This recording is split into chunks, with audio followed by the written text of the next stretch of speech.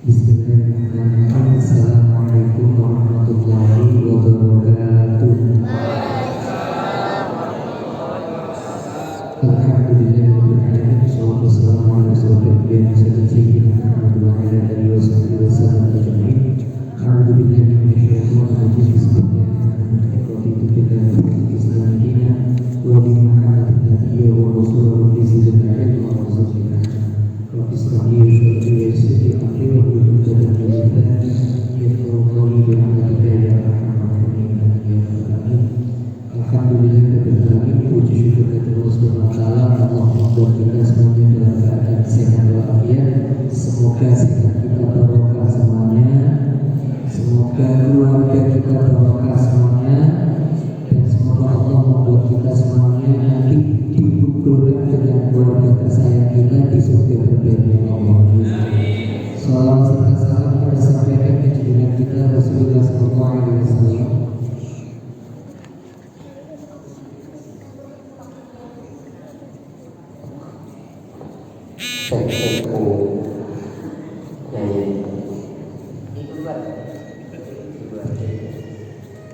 Ibu yang dirahmati Allah, alhamdulillah jamaah masjid alamin yang dirahmati Allah. Pertama-tama saya mohon maaf ada keterlambatan karena memang tadi kesasar maupun sangat begini.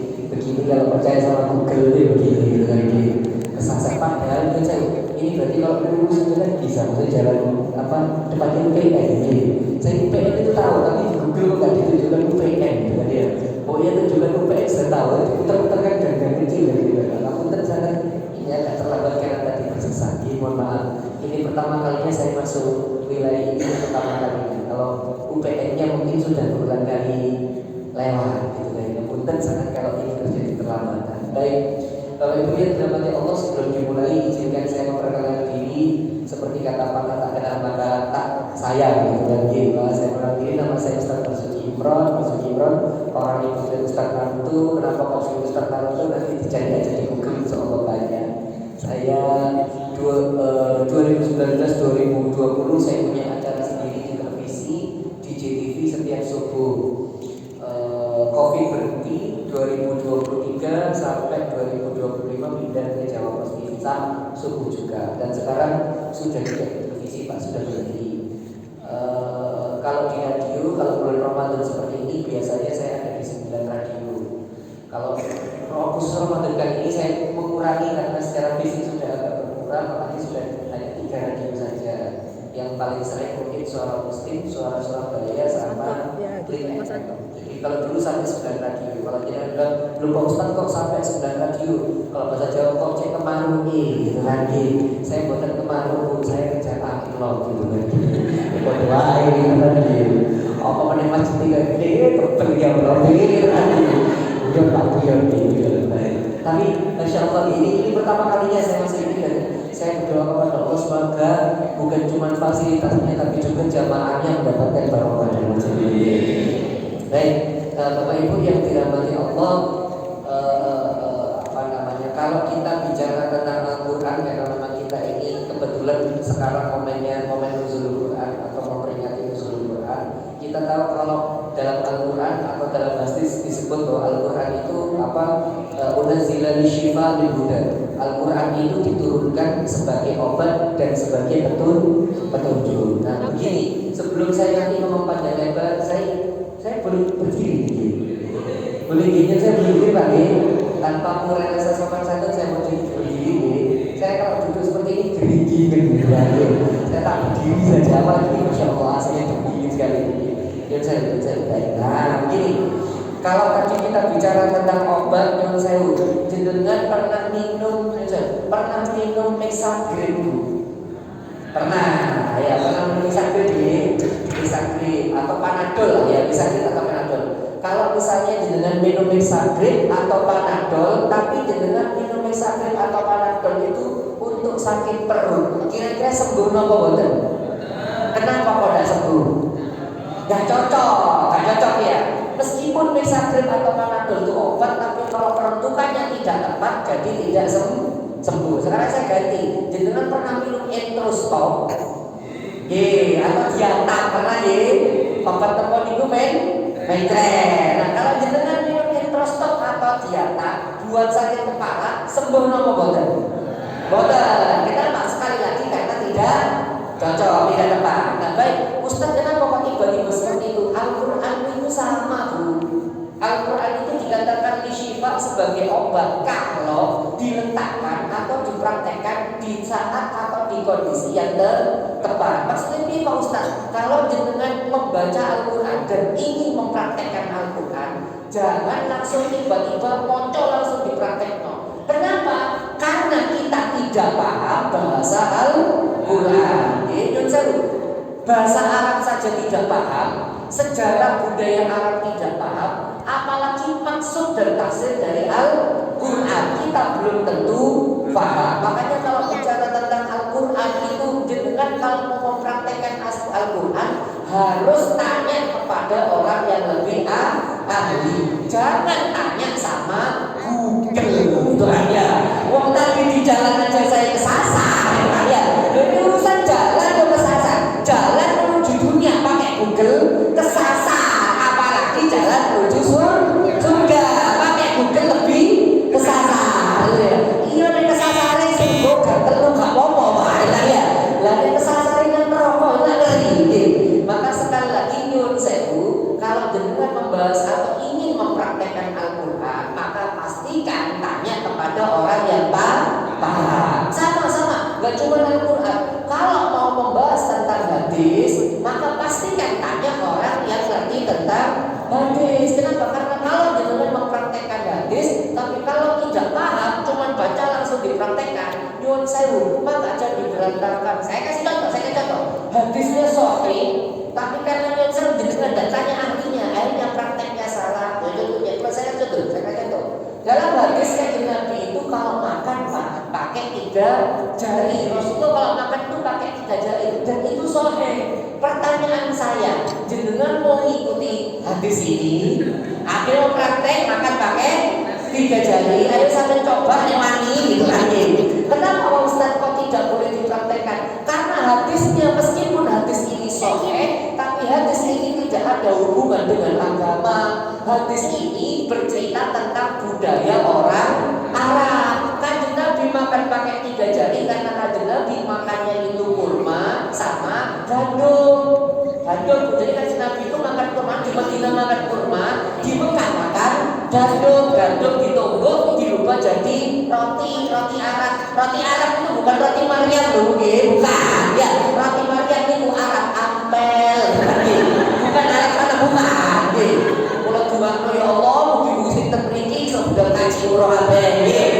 Ben rasakno roti Arab temenan. Jangan bayangkan roti Maryam, bukan, itu Arab ampel, bukan. Lagi Kanjeng Nabi dalam hadis sahih, Kanjeng Nabi itu kalau kurma kalau berbuka puasa pakai kurma. Saya ulangi, Kanjeng Nabi kalau berbuka puasa pakai kurma. Hadis ini sahih, tapi nyuwun sewu, jenengan tidak disuruh berbuka pakai kurma. Kenapa kok Kanjeng Nabi berbuka pakai kurma? Karena makanan pokok Kanjeng Nabi itu kurma. Saya ulangi, makanan pokok orang Arab itu kurma, makanya berbuka pakai kurma. Dan kalau jenengan makan makanan pokoknya, tema berbukanya gorengan gitu kan. Maka kalau mau ngikuti sunnah pakai gorengan itu maksud saya. Gak usah gantung be kurma. Aku ngomong ini seneng wong ampel, yo kabaran apa lagi ngomong ini. Nyuwun sewu, saya tak kasih contoh lagi. Kanjeng Nabi, makanya kalau bicara hadis atau Quran pastikan tanya sama orang yang paham supaya jangan nggak asal praktek. Kanjeng Nabi dulu toilet itu belum ada. Toilet baru istilahnya dibikin itu 2 tahun sebelum Rasulullah meninggal, baru mulai ada yang namanya toilet. Dulu berarti Ustaz, dulu orang Arab Kanjeng Nabi kalau buang air besar bagaimana Pak Ustaz? Beliau kalau mau buang air besar itu nunggu orang pada tidur, Rasulullah keluar dari kampungnya. Setelah beliau keluar, beliau cari rumputan, beliau sembunyi di balik rumput, sembunyi di balik pohon, baru beliau buang air besar. Karena Nabi itu seorang Rasul yang begitu banyak mujizat. Rasulullah ketika buang air besar, pohon itu nonton bubrek, nonton suket ya nonton, dan tanah itu buka sendiri.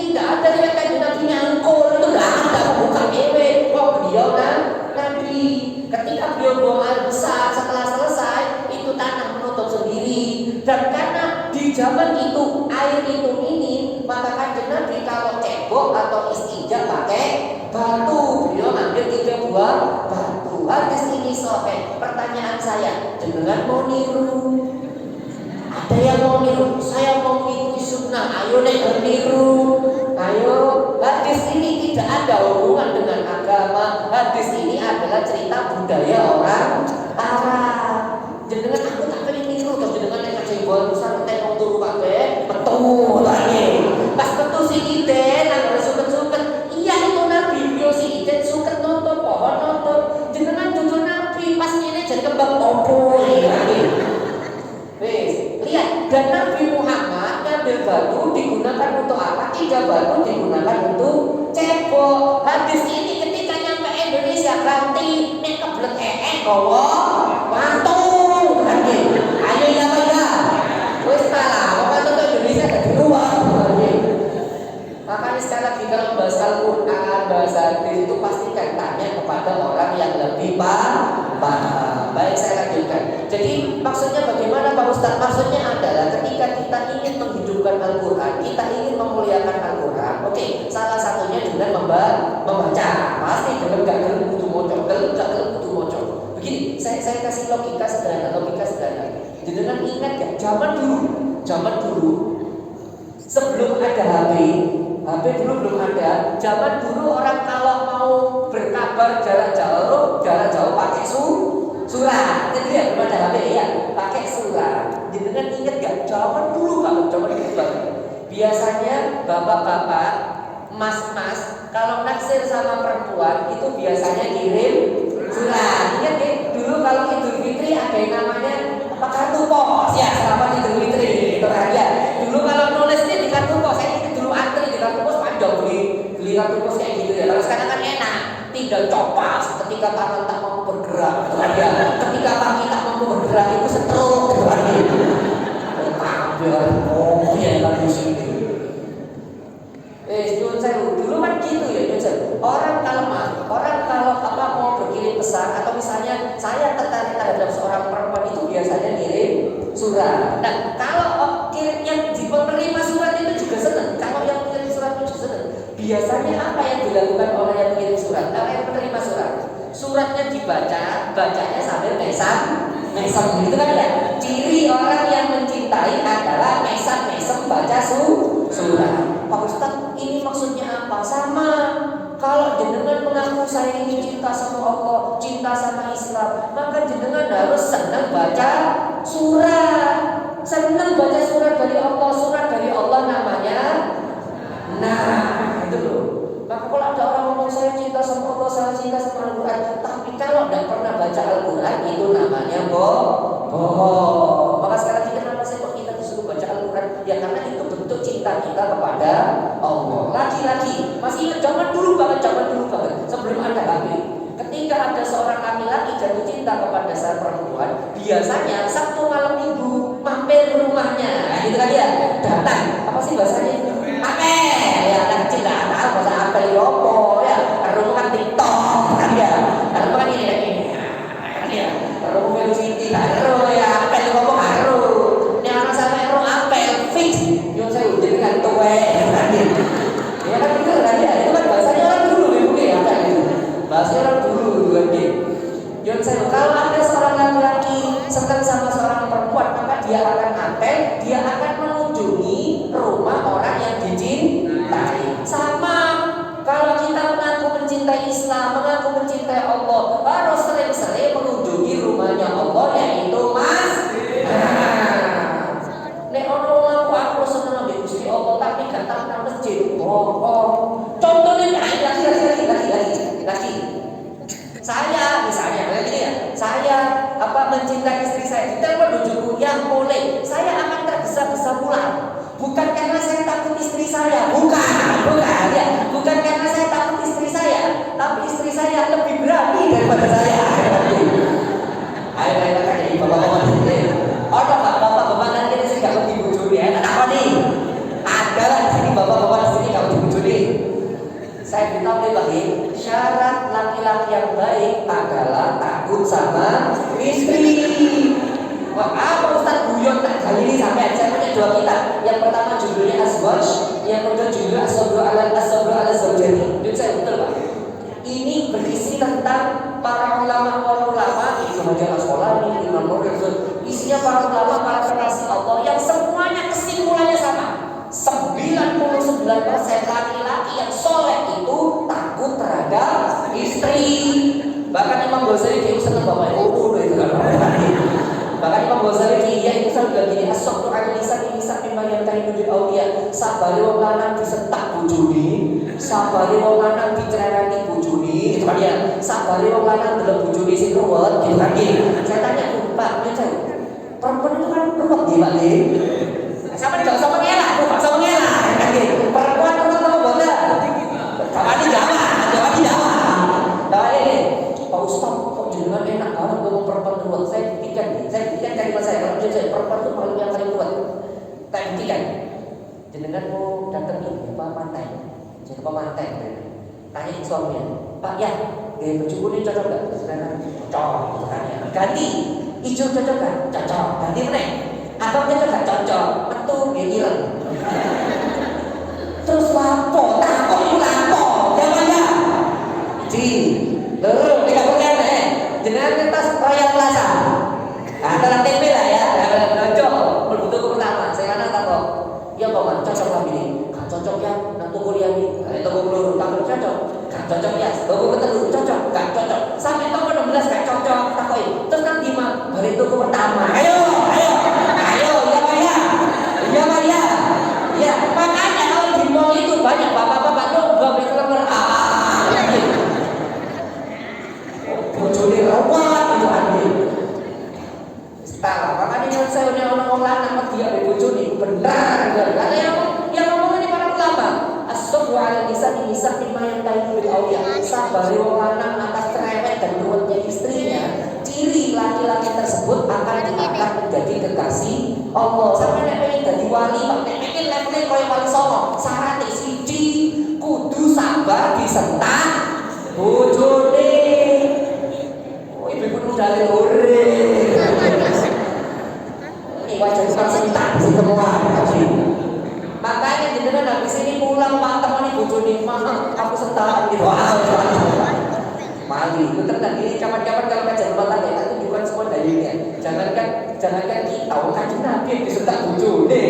Nabi loh disentak bojone. Maka laki-laki yang baik itu siap dimarahi istri. Kalau enggak Ustaz yo bodoh. Bojone ditahan gitu kan gitu.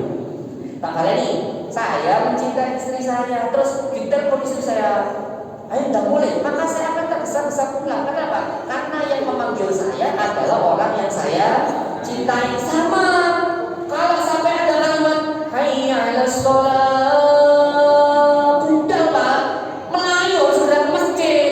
Karena yang memanggil adalah Allah yang kita cintai, harus budal. Ojo sampai hayya 'alas shalah, guru komat lagi. Guru tadi komat apa sih? Ada tadi komat.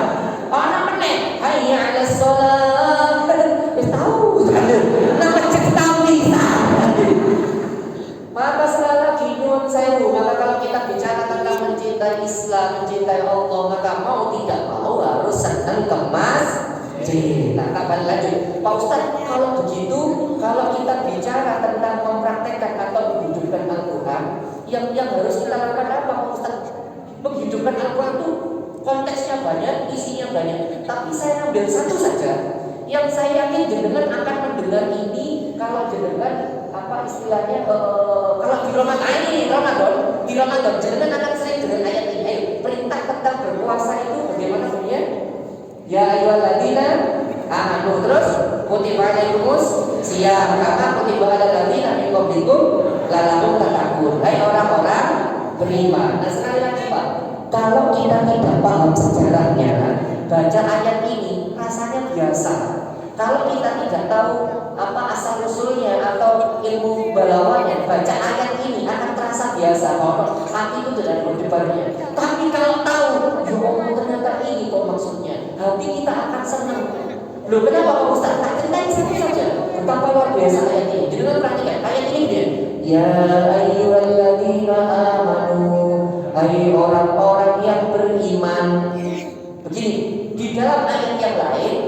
bilang begini, ya ayyuhan nas, wahai manusia. Di dalam ayat yang lain, ya ayyuhal muslimun, hai orang-orang Islam. Tapi ketika ngomong tentang puasa, Allah pakai kalimat hai orang-orang yang beriman.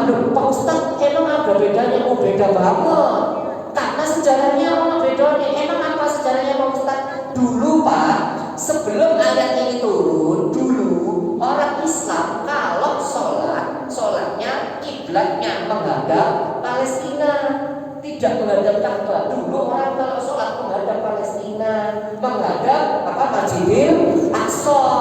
Itu sebabnya orang ini Palestina itu negeri 3 agama yang akur, Bu.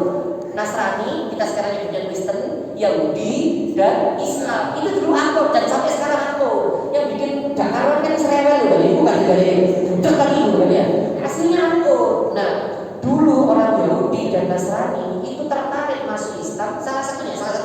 Alasannya kenapa? Karena mereka merasa Islam itu ya sama kayak Nasrani dan Yahudi. Sama apa Pak Ustadz? Sama budaya. Loh kok bisa sama budaya? Karena sholatnya sama-sama menghadap Palestina. Ratapan ibadahnya orang Yahudi dan Nasrani sampai sekarang masih ada. Makanya dulu orang Yahudi dan Nasrani tertarik berbondong-bondong masuk Islam. Nah, Nabi Muhammad itu dulu mau, ya Allah, mugi-mugi mungkin kiblat itu dipindah ke Mekah, dipindah ke Ka'bah. Loh, kenapa Nabi berdoa seperti itu? Karena Nabi Muhammad itu kayak sama kayak kita. Kalau bahasa Jawa itu, bomboan, kan omah. Kanjeng Nabi itu senang sama Mekah. Meskipun beliau sudah pindah di Madinah, tapi hati beliau ada di Mekah. Makanya Rasulullah kalau jalan lihat hadisnya, Rasulullah kalau duduk-duduk terus orang mau liwat, kalau duduk Madinah ditakokin, Mas, jenengan saya pun di aina anta, sampai pundi, Mas. Jadi saya dari Mekah ya Rasulullah. Mekah kondisi gimana Mas? Ada berita baru apa? Karena Kanjeng Nabi itu hatinya ada di Mekah. Rasulullah senang Mekah. Maka kalau jenengan ditanya, Ustaz, apa dalilnya mudik? Nah ini Nabi Muhammad yang pengen mudik. Jadi dulu sampai ini bener, ngomong dulu itu bener, toron itu bener, itu ada. Ada Madura ya di sini? Ada Madura di sini? Ada apa? Oh, kereta Bibi, kereta Bibi apa? Warga biru daun gitu kan ya? Tidak ada hijau Madura itu, tidak ada hijau biru daun gitu nih. Ustaznya mau tahu, saya juga Madura. Bapak saya Madura, ibu saya Madura, saya Madura asli tapi short gitu ya. Cuman nggak tergabung Madas, enggak lagi. Lanjut. Maka ketika kiblat dipindah, Rasulullah kalau jenengan lihat di sini, Rasulullah itu posisi lagi di Mekah, lagi sholat duhur. Pas sholat duhur 4 rakaat kedua 1 dan 2 menghadap Palestina, rakaat 3 dan 4 Rasulullah muter Pak. Muter. Sahabat terus kok pindah, sahabat ikut muter. Tempat itu sampai sekarang sama Arab Saudi dijadikan monumen bersejarah disebut Masjid Qiblatain, masjid yang memiliki 2 kiblat. Nah ini kalau cerita bilang ibu dulu Masjid Qiblatain itu dibuka untuk umum, orang boleh masuk dulu. Sekarang Masjid Qiblatain ditutup Bu, gara-gara sopo dulu deh sampean gitu kan nih, gara-gara orang Indonesia. Loh kenapa Pak Ustaz? Dulu ada, saya tanya sama Pak Ustaz, orang yang asli sana, dulu ada orang Indonesia ketika masuk ke Masjid Qiblatain moco hadis tapi gak ero. Oh Kanjeng Nabi nang Masjid Qiblatain sholatnya menghadap 2 kiblat. Wong Indonesia niru Bu, sholatnya 2 rakaat menghadap Palestina, 2 rakaat menghadap Ka'bah. Akhirnya apa yang terjadi? Pemerintah Arab Saudi sudah sesat daripada bahaya ditutup saiki. Iku gara-gara dulu nih sampean gitu kan. Jenengan tahu mungkin ya Allah mungkin besok udah haji kabeh. Jenengan tahu ada namanya gunung atau Jabal Rahmah, tahu nggih? Gunung kasih sayang, tempat ketemunya Nabi Adam dengan Siti Hawa. Nabi Adam berdoa Rabbana dzalamna anfusana, itu tadi akhirnya ditemukan dengan Siti Hawa. Gunung ini memang barokah, kenapa? Karena ada doanya Nabi Adam, ada doanya Siti Hawa barokah. Nyuwun sewu, dulu tak balik dulu Jabal Rahmah itu dibuka, belang orang bisa naik sampai atas. Sekarang nggak bisa. Saya itu tengah di tembok, gitu kan, dan sampai paling atas ketemunya apa Nabi Adam dengan Siti Hawa. Sekarang di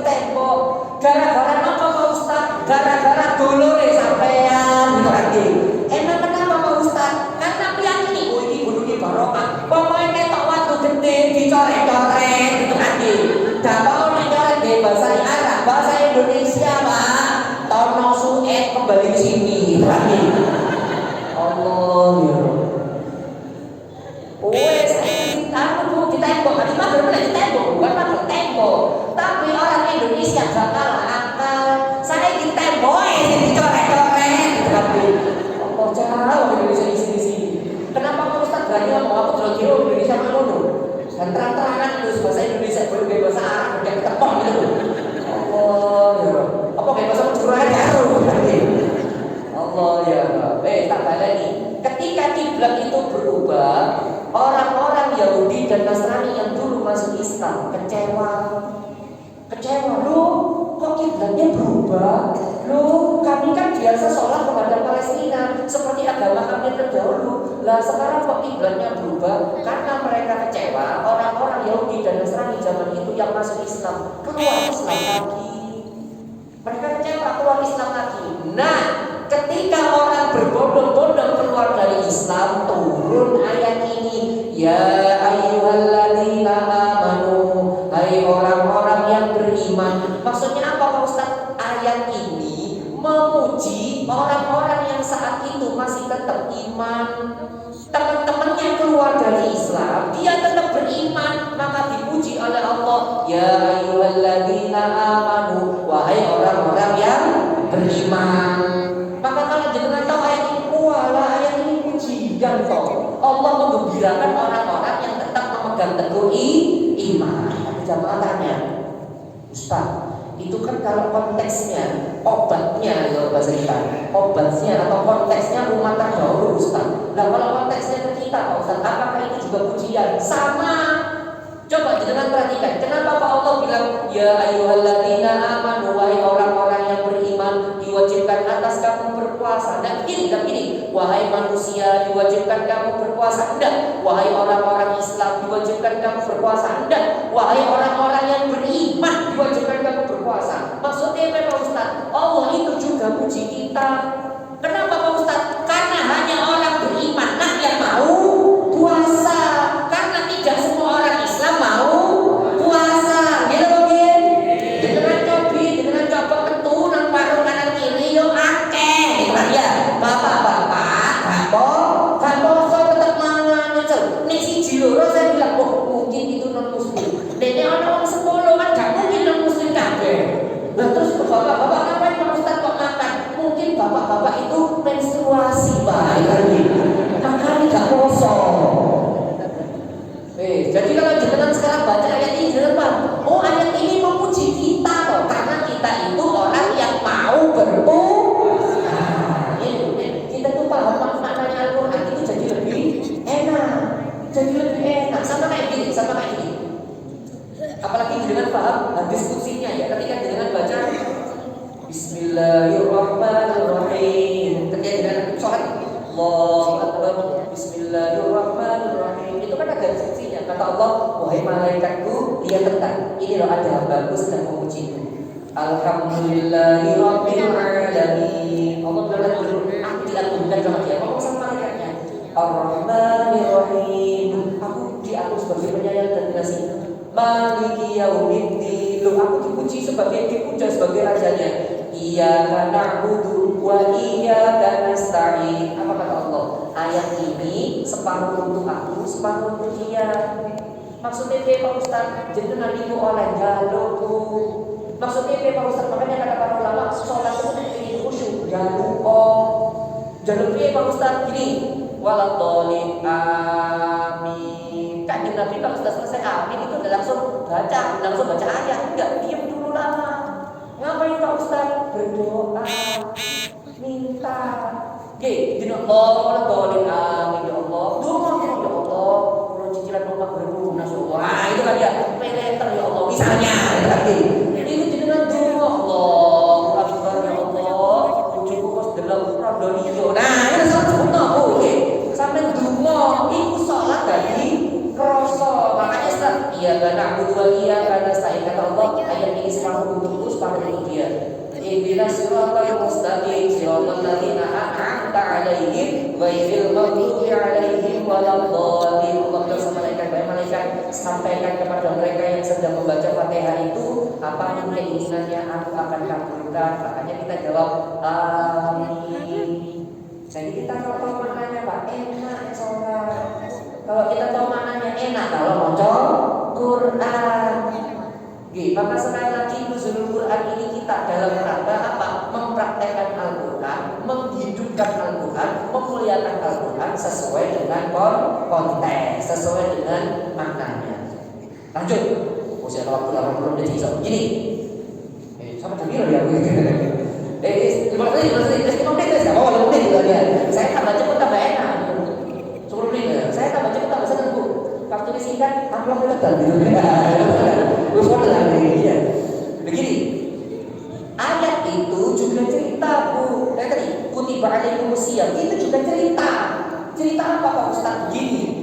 Makanya kalau kita tidak bahasa balaghah atau bahasa Arab, kita mungkin biasa saja, tapi bukan. Kita begini. Ayat ini seakan-akan memberitahu kita bahwa puasa itu pekerjaan yang sulit. Lihat, yang mau berpuasa hanya orang beriman. Saya nggak beriman, sih masa Islam nggak beriman. Saya kosong biji, loro. Dalam bahasa Arab, kalimat aktif dan kalimat pasif itu maknanya beda. Pakai contoh. Kak, saya makan nasi. Nasi dimakan saya. Saya makan nasi, kalimat aktif. Nasi dimakan saya, kalimat pasif. Kalau dalam bahasa Indonesia maknanya sama. Kalau dalam bahasa Arab beda. Kalimat aktif artinya kalimat itu pekerjaan pada kalimat itu gampang. Kalau kalimat pasif artinya pekerjaan dalam kalimat itu sulit. Lihat. Contoh. Kutiba alaikumul qitalu, diwajibkan atas kamu untuk berperang. Pertanyaan saya, perang gampang atau sulit? Perang gampang atau sulit? Sulit. Perang sing gampang mek Mobile Legends gitu kan ya. Perang sing gampang itu gitu kan ya. Roblox tapi sing gampang ya. Ya harus semangat bahasa Inggris kan. Tapi kalau perang yang sesungguhnya sulit. Oke, lihat bahasanya Al-Quran. Al-Quran kalau pakai kalimat aktif harusnya begini. Kataballahu alaikumus syiyama, Allah mewajibkan kepadamu untuk berpuasa. Tapi Al-Quran tidak pakai itu. Al-Quran pakai kutiba alaikumus syiyam, diwajibkan. Tidak pakai kalimat mewajibkan, tapi pakai kalimat diwajibkan.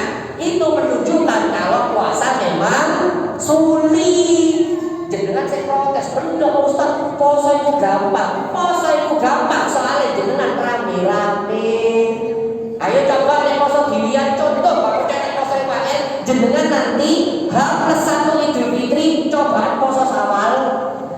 Ayo cobaan puasa Syawal nggih. Tanggone jenengan mangan opor ketupat jenengan puasa. Ya. Weteng jenengan joget itu Bu. Puasa itu terasa mudah karena rame yang saya apa buktinya? Jenengan puasa Senin Kamis tuh jarang angel. Soalnya jauh kancani. Dan yang ngomong bukan saya, yang ngomong sampai kayak Nabi. Apa kata Nabi? Rubba so'imin haddo min siyami illal juwa. Dalam hadis yang lain kan so'imin laisa lahu minal siyami illal ju. Betapa banyak orang yang berpuasa tapi tidak dapat pahala puasa kecuali dapat lapar dan haus. Sampai Nabi bilang gitu, saking aneh poso sampai kayak Nabi wanti-wanti seperti itu. Ngapunten, jenengan pernah masuk Indomaret? Pernah masuk Indomaret? Saya tanya, pernah masuk Indomaret? Pernah. Jenengan yang tadi Indomaret tentang kamar tek lojo kan dicukui barangnya mari tuku, penuh keranjang, kayak mana kasir, terus bayar. Setelah selesai bayar, barangnya kan diganti-ganti kisah. Oke, pertanyaan saya, jenengan setelah bayar terus sama kasirnya barangnya tidak dikasihkan ke kita, mangkal mau boten? Ayo mangkal mau boten? Kenapa kok mangkal? Loh karena sudah bayar, kok barangnya tidak dikasih. Pak Ustaz, ini cerita apa? Ini cerita puasa Ramadan Bu. Harusnya jenengan kecewa, jenengan mangkal. Mangkal kenapa Pak Ustaz? Mari puasa ngoyo-ngoyo, gak oleh pahala. Kecewa jenengan. Maka pertanyaan saya, yang di dalam masjid ini pengen oleh pahala puasa apa boten? Tak balik ingin oleh pahala puasa boten. Maka kita perlu tahu, nopo puasa terus saya Nabi tadi hadisnya tadi uang itu pahala puasa bisa hilang gara-gara nopo Ustaz ini nomor tunggal terus saya Nabi. Apa itu? Orang yang berpuasa dia mampu menahan diri tidak makan dan minum, tapi dia tidak mampu menahan diri lisannya merasani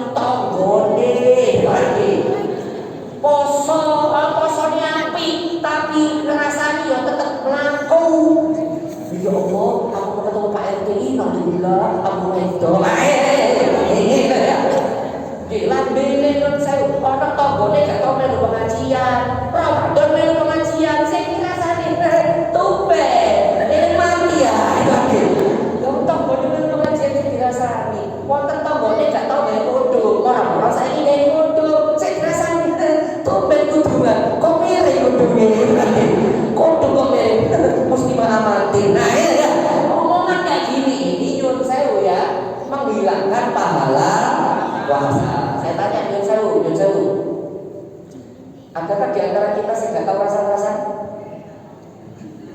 Oh, terus tak hati. Saya biasa rasa-rasa ibu-ibu, bapak-bapak. Nggak terima, bapak-bapak. Nggak terima. Sebentar ya. Kata dalili, enak logika sederhana. Nanti dari sini dia tahu, saya senang rasa-rasa soal ya, dia sederhana. Ada bapak-bapak belakang saya. Pak, saya mudi. Bapak udah. Kalau saya pasang Pak Ustaz, pertanyaan dan jawaban selevel sama. Coba lihat ibu. Bu, saya mudi. Kalau saya pasang Pak Ustaz, ketemu kan Pak RW. Ya Allah, kemarin gue RW, mau bilang. Pertanyaan cuma tekon di jawabannya. Ayo, dia dong dia. Terus tak kayak soalnya, gak usah ngeyel, gak usah ngeyel. Jenengan ini sih gak percaya. Ini yang ngomong aja Nabi. Ja'im ra'atan, ada 2 orang wanita menemui teko. Ya Rasulullah, kulo betul kuat ya Rasulullah, ini mokel. Jadi di zaman dulu itu sudah ada orang mokel itu sudah ada. Jadi aliran mokeliyah itu sudah ada. Terus mokel itu seorang jadi. Ada ibu-ibu kuat, orang kosong kuat. Ya Rasulullah, kalau betul kuat terlalu panas ya Allah mokel. Dan memang kalau dapat memang boleh ya, kalau dapat boleh. Terus kata Rasulullah, sebentar, ambillah baskop, diambilkan kayak yang utang kata baskop itu depan para sahabat. Kata Rasulullah, muntahkan. Itu si ibu ya Rasulullah, kenapa kita suruh muntah? Sudah muntah beneran, muntah. Jadi kan tahu yang dimuntahkan bukan makanan dan minuman. Yang dimuntahkan itu apa? Darah sama renang. Jadi muntah itu gak perlu darah dan renang. Sahabat kaget, loh ya Rasulullah kenapa seperti ini? Ini jawaban Rasulullah. Jenengan ini puasa memang benar tidak makan dan minum, tapi jenengan berpuasa tetap saja lisannya ngomongin keburukan orang lain. Jadi di zaman Rasulullah Pak, memang mau rasa azabnya kalau di zaman Rasulullah memang rasa Pak muntah gede. Untungnya Rasulullah tidak hidup di zaman kita. Ini Rasulullah Pak sangat jadi tidak jangankan di luar pengajian. Nah di luar pengajian loh saya ngerasain Ustaznya saya cili. Ayo sama aja dengan Ustaznya saya cili terus burung gitu arti.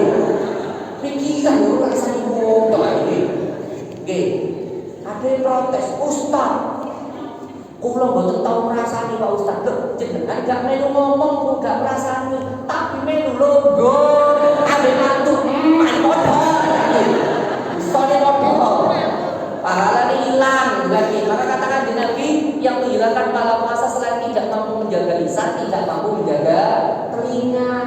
Makanya dengan itu kenapa Pak disuruh pakai kerudung, pakai jilbab? Filosofinya untuk menutup telinga. Dalam mazhab Syafi'i perempuan itu harusnya bercadar. Dalam mazhab Syafi'i pendapat terkuat perempuan itu harusnya bercadar. Kenapa Pak harus bercadar? Filosofinya menutup mulut.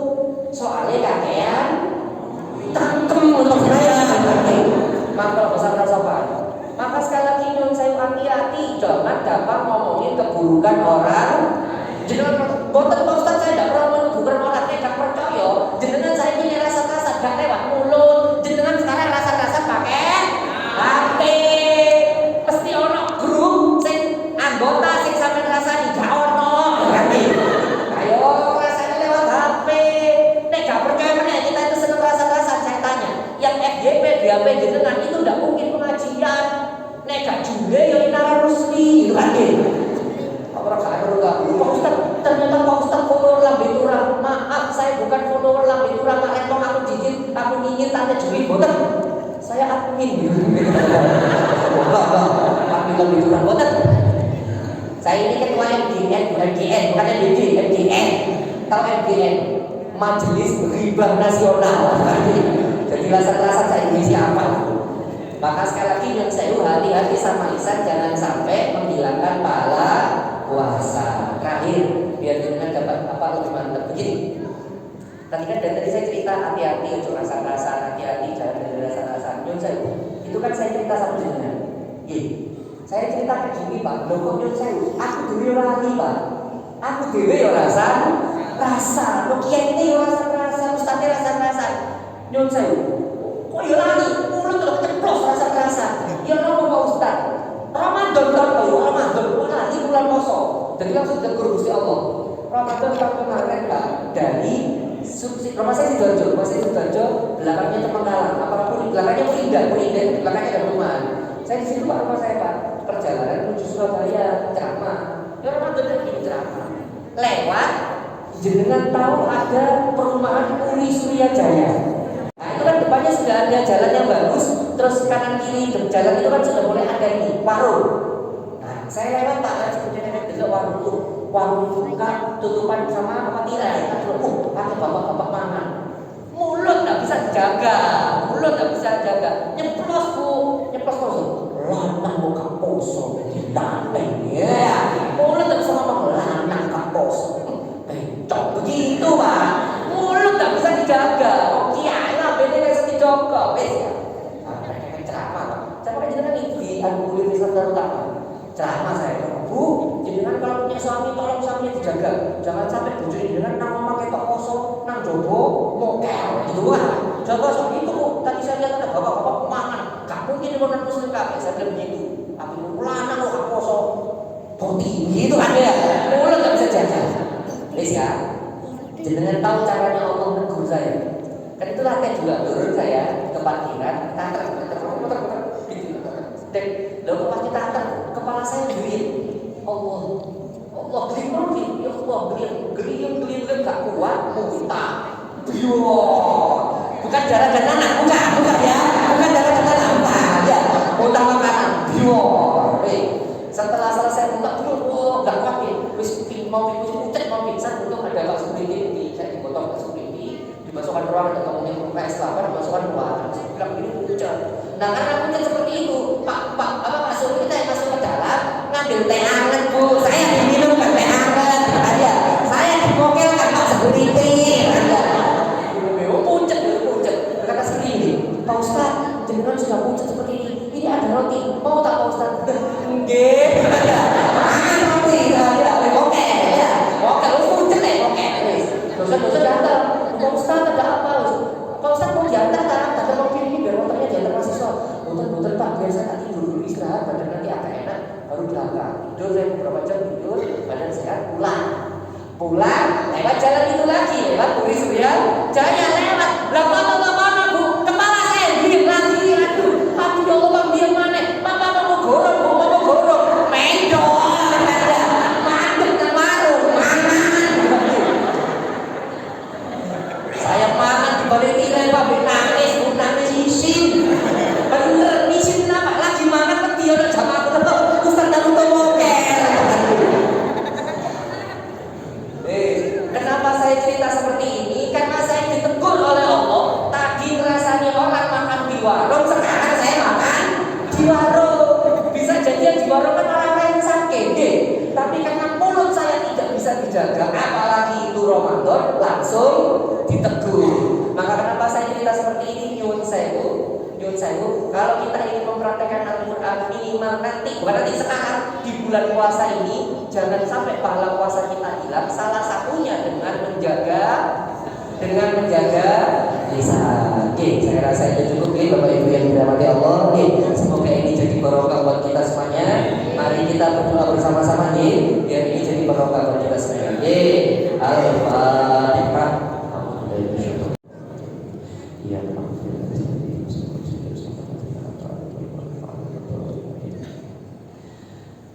Sumailah mesusun jamaah Masjid Al-Amin.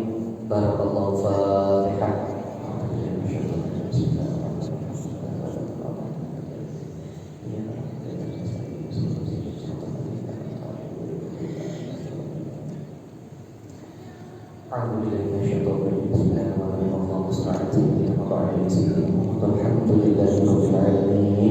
Ya Allah ya Rahman ya Rahim, ampunilah dosa-dosa kami ya Allah, ampunilah segala maksiat yang pernah kami perbuat ya Allah.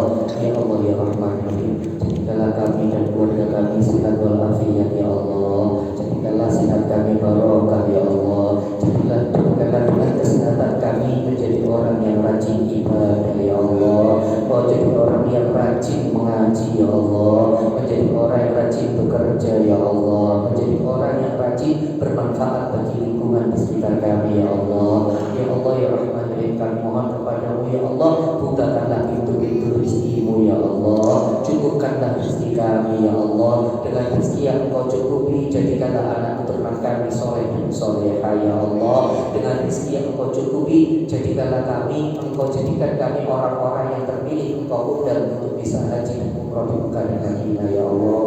Ya Allah ya Rahman kami mohon kepadamu, jadikanlah warga kampung kami, warga perumahan kami, warga yang barokah ya Allah, warga yang adem ayem, tentram, makmur dan sentosa ya Allah, yang tidak ada iri dengki, yang tidak ada permusuhan ya Allah. Ya Allah ya Rahman Rahim, jagalah negeri kami, negara kami Indonesia ya Allah. Jadikanlah Indonesia aman, tentram, damai dan sentosa ya Allah. Jadikanlah Indonesia negara yang barokah ya Allah. Jadikanlah Indonesia jauh dari bencana mara bahaya dan musibah ya Allah. Angkatlah semua penyakit ya Allah. Jangan lagi ada penyakit-penyakit seperti COVID menyerang Indonesia lagi ya Allah. Ya Allah ya Rahman Rahim, jadikanlah para pemimpin kami, presiden kami, wapres kami, menteri kami, DPR kami, tokoh-tokoh kami ya Allah menjadi pejabat yang amanah ya Allah, yang setiap keputusannya hanya untuk kepentingan rakyat Indonesia ya Allah. Ya Allah ya Rahman Rahim, kami mohon kepadamu ya Allah, kami mohon belas kasihmu ya Allah, kami mohon rahman dan rahimmu ya Allah. Allahumma fir lil muslimina wal muslimat wal mu'minina wal mu'minat al ahya'i minhum wal amwat. Allahumma fir ummat sayyidina Muhammad, Allahumma arham ummat sayyidina Muhammad, Allahumma arzuq ummat sayyidina Muhammad, Allahumma aslih ummat sayyidina Muhammad, Allahumma fir bi syafaati Rasulillah, bi syafaati Rasulillah, bi syafaati Rasulillah. Allahumma ansurna ikhwanana muslimina fil Filastin. Rabbana hab lana min azwajina wa dhurriyyatina wa qurrata a'yun waj'alna lil muttaqina imama. Rabbana atina fid dunya hasanah wa fil akhirati hasanah wa qina adzabannar. Wa sallallahu ala sayyidina Muhammad wa ala alihi wa sahbihi wa sallam ajma'in. Subhanaka rabbika rabbil izzati amma yasifun, wassalamun alal mursalin, walhamdulillahi rabbil alamin. Barakatul Fatihah. Lagi tidak cuma ketemu di sini, insya Allah nanti kita ketemu bareng-bareng, tok buat surga bareng-bareng lagi. Insya Allah kita ketemu dan surga bareng-bareng, tok buat kali kajian Nabi Muhammad SAW. Mohon maaf yang salah dari saya, benar dari Allah.